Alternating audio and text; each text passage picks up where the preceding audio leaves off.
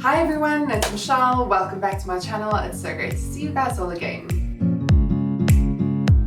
So I feel like I haven't videoed one of these in a while. I'm doing a little bit of a wrap up of some of my recent reads. It's actually, it's more of a recent read. So there's two that I read quite close to the end of March coming into April, and I've got a few others that I'm reading obviously now.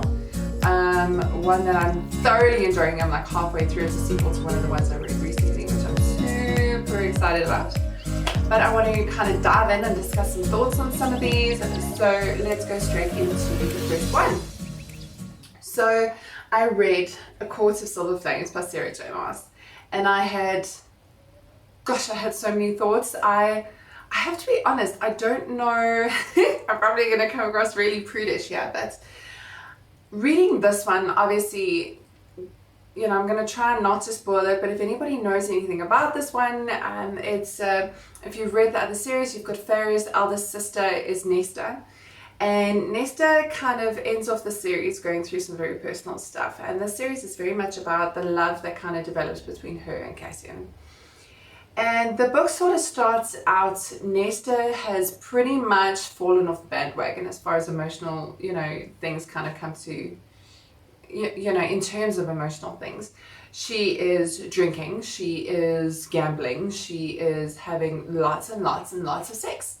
And I have to be honest, like it kind of obviously got very involved throughout the series, and I felt almost like it was porn in a book.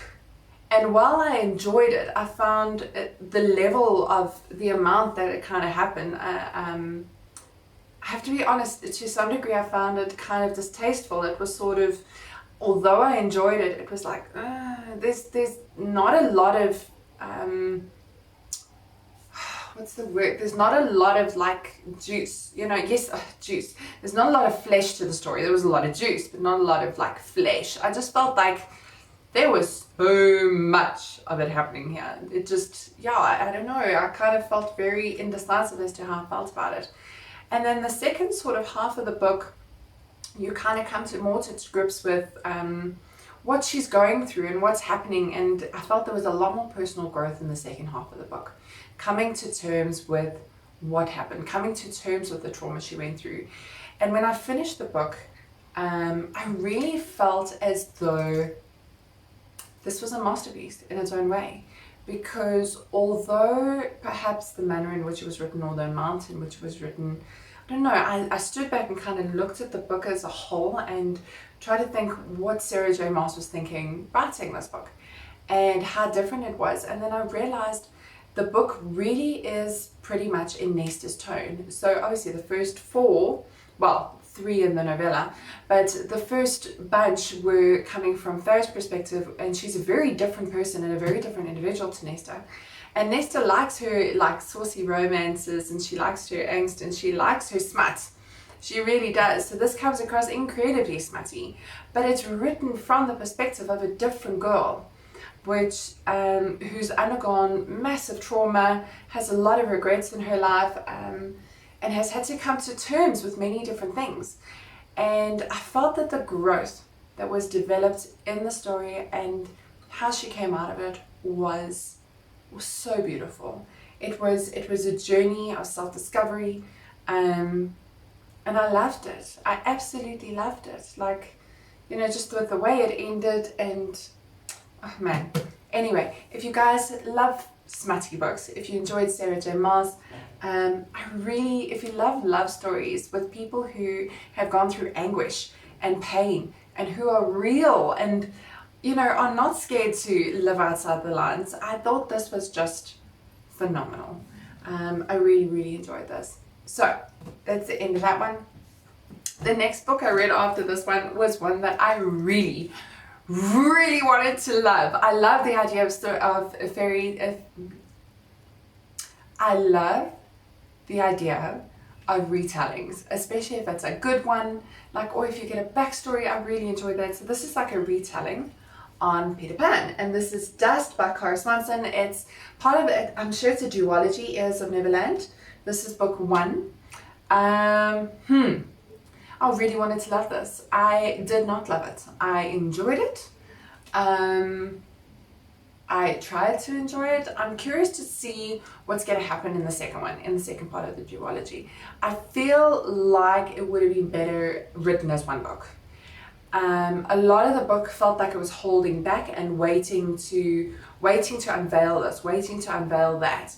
And there was an unveiling at the end of the story, but it felt weak to me. I feel like a lot of it is being held up for the second book. I feel like the second book has the potential to be a lot stronger than the first one. Time will tell. I'm curious enough about the storyline, so I'm a bit of a diehard. Like, I can't leave things middle way, so I'm gonna have to get the sequel and read it, and then I'll be able to tell you guys what I think of that one. But yeah, look, it's basically you've got Wendy and you've got Wendy's twin brother, young other brother. Getting a bit confused. It's been a while since I read this one. And then you've got Peter, and Peter is in London. She's in the US. She goes over to London because her younger brother her brother got kidnapped, and she discovers that there's a lead that leads her to England, and she gets there. She comes across she comes across Peter Pan, and basically she believes it's an illness where her body flakes off this dust. And and it's harmful. Turns out it's dust, like dust that you filter. If you know the Peter Pan story, you know that Tinkerbell has dust, and it's fairy dust, and it helps you fly. So she is pretty much flaking off fairy dust all the time. So she's got to learn to fly. I felt like there wasn't a lot of movement. There was a lot of character. It was very character focused. But at the same time, I felt like there was not enough character. How do I explain this? Like, Wendy's character was sweet. There was definitely like a love thingy that, relationship or angst that somewhat developed between Wendy and Peter. And it was cute. It was sweet. But it was childish. Very childish, and that very much comes across with Peter trying to hold on to his childhood, and yet he's pretty much almost a grown man, a young man in the story. So it does come across very childish, very, very juvenile, which kind of is very irritating. You kind of want to slap him once in a while. I am hoping that he's going to develop into a more mature Peter in the second story, but time will tell. We'll read it and we'll find out. The cover was beautiful. The concept was rather nice. Execution, whether it was meant to be irritating or just ended up being irritating, I don't know. Wasn't a huge thumbs up for me. So, diving on from there, I then read 2 duologies, and I'm going to discuss one and then discuss the other one. And to be honest with you, there's a lot of hype around it. Everybody talks about it. It is absolutely, it's raved about. It's absolutely raved about. I think it's under a lot of spotlight at the moment, considering the TV series that's kind of molded in there is coming out soon at the end of this month, and I'm beyond excited to kind of see that one. But of course, I'm talking about Six of Crows and Crooked Kingdom by Leigh Bardugo. Oh my gosh, guys, Six of Crows, I'm just going to read the back here for you, so if you haven't read this, you have an idea, but basically there is a chance to pull off this massive heist, and it involves 6 people. It's a convict with a thirst for revenge, a sharpshooter who can't walk away from a wager, a runaway with a privileged past, a spy known as the Wraith, a heartrender using her magic to survive the slums, a thief with a gift for unlikely escapes. And I kind of just want to go in there and say that reading the back of this, I did not realize what I was jumping into. This is a 6-way point of view story that is magically crafted. I was blown away by the detail. I've read something the other day that kind of said people tend to either like the Grisha trilogy or they like this, or if they really love the Grisha trilogy, they're not really a fan of this. I liked both. I really enjoyed both, but oh my gosh, I don't think I've ever read a story that is as involved or in depth or This was literally Ocean's 11 on steroids with magic in like 6 points of view, not with just one main character. It was beyond anything I have watched or seen like ever. That's not to say it's like my absolute favorite of all time, don't misunderstand me. It was so good and so different that it literally put itself into a margin or like a category of its own. I cannot explain to you how, I don't know how she did this, but literally like the story starts out here and you kind of get a grasp of the plot, and then the plot goes there, and then something kind of happens over there and it ends up over there, and then something happens on the side that's supposed to lead there, and then these two kind of lead together. It was literally a spider web of actions, reactions, like things that happened, things that didn't seem like it was important but ended up being important, things that seemed important that didn't end up being major at all. Like, I cannot explain to you how they literally went down a tunnel, and the tunnel led to another tunnel which led to a dead end and something else, and it hyped up so much for me. Like, gosh, you just absolutely love these characters. I read at the back with her interview how she kind of says, like, you know, she had a broad spectrum for these characters, and as she wrote them, they came alive and their complexities came into play, and these characters developed themselves.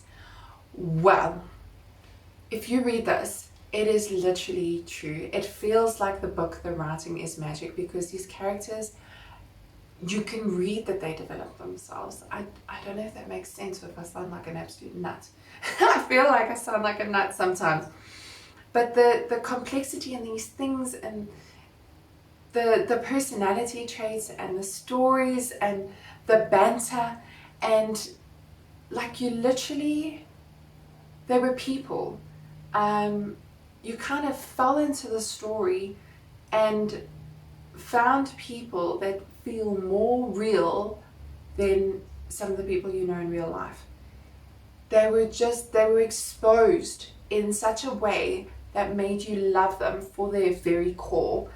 Their journeys that they went through, oh gosh, when they ended this ended on such a point where you think, oh, like, no, something's got to come into being, and then it ended up here. Oh my gosh, I need more. I need more from these characters. I'm praying that they're going to come back later on, and, you know, she'll come back and do something else. But how this developed, and just, there were so many twists and turns that you both maybe did or didn't see coming, but it didn't feel as though she was leading you down this path, purposefully to redirect you, to keep your interest. It literally felt like the story was developing in such a way that kept you completely and utterly hooked with every twist and turn. It was, not going to say more than that. So I'm going to dive into the last series I read, which was a duology. This was something I kind of went through. There was with one of my last book hauls. Yeah, actually, I think I still need to load that one. But anyway, I did a book haul video for you guys. I'll try and link it down. But well, I've got to load it first. But anyway, I found these books and I thought they were really intriguing. So this country has got this different magic, and it kind of delves, this girl delves into necromancy, and that just sounded so interesting to me. I kind of, I was so curious, I had to check this out and have a look. And this series is Give the Dark My Love and Bid My Soul Farewell by Beth Revis. So she's written a couple of other books. I searched the author and came across this, and I thought that's a really interesting concept, but I haven't really seen anything about this book. So I jumped into it to have a look, and wow. You know, when a book makes you question the moral choices about, you know, what's right and what's wrong, and what seems to be wrong but feels right, wow, there were a lot of moral questions and insights that this book sort of demanded from you in general. So you've got this young character, Nedra. Nedra is, yeah, she's 17. She's got a twin sister, a mom, a dad, and she ends up being very interested in becoming a medical alchemist. And basically what this means is that you use science to obviously help. You're not exactly a doctor, but you use science to help. And there is a plague going around and it's killing tons and tons of people. She's from the north of this lunar island. It looks like a crescent moon. And she's got to travel from the north of this island in this massive empire. There's a main land in this empire, and you've got lunar island. She's got to travel from the north via boats and other means of travel to get to the southernmost part where there is a school where she can go and learn alchemy. So there are 3 different disciplines. I can't remember exactly what they all are. She's learning medical alchemy. Nedra is quite a strong, opinionated young girl. And she sits down with her professor and kind of tells him why she's here, what she's aiming to achieve. She's there on a scholarship. She's literally there for a year to learn as much as possible so she can help her family and the people up in the north. And they seem to be very separated. They're quite the north seems to be a very poor, underprivileged. They don't have access to a lot of the benefits that the south of the island do. And this plague, there's quite a lot of political intrigue that kind of goes on as well in here. There's quite a political system that kind of comes into play, and you find that this plague gets developed in such a way that they believe a necromancer is behind it. She and her professor who she studies with, come to an idea. And she ends up, as this plague worsens, she goes home, this plague threatens her family, and she ends up delving into necromancy in order to find a solution and to try and solve this problem. And the path she goes down is so dark and so devastating. But so, what wouldn't we do for the ones we love? If you had the capacity, and then you've got to kind of stand back, and this is very two-way points of view. There's a lovely little love story that kind of comes in here with Gregory, but Gray. And it's 2 points of view, POVs going throughout the book. You're either coming from Nedra's perspective or from Gray's perspective. And from his perspective, this is very much a clear-cut yes or no. Whereas Nedra is very much living within the grey and questioning, which way does this lead? Or are we very much in the middle of things here? And this path, this story, opened up moral questions about right, wrong, black, white. Like, so often in life are we faced with a choice that ends up being in the middle path. And I loved that about the story. And I loved... Gosh, the second book kind of threw me a little bit. There were a few things that kind of happened in it, and I was like, whoa, okay, I didn't really actually see that happening, because there were some very good twists. I loved how this was written. I thought it was absolutely beautifully crafted. The story, the plot, look, the plot was slow-ish, but it was a slow plot. It was more about character and development and right and wrong, and the way necromancy was developed and explored in this magic system it was quite a soft magic system. The rules were defined but undefined. You knew kind of what you had access to, but necromancy, because of the fact that it was so open and not widely explored, it was considered the fourth alchemy. There was a lot of openness as to what you might be able to achieve with it. I loved it. The twists, there were a couple of twists in here. It was beautiful. I loved the development of the characters in this book. And I found it thoroughly enjoyable. I think this is a nice little hidden one that's not very well explored. So if you guys are looking for something a little different, this is definitely down your alley.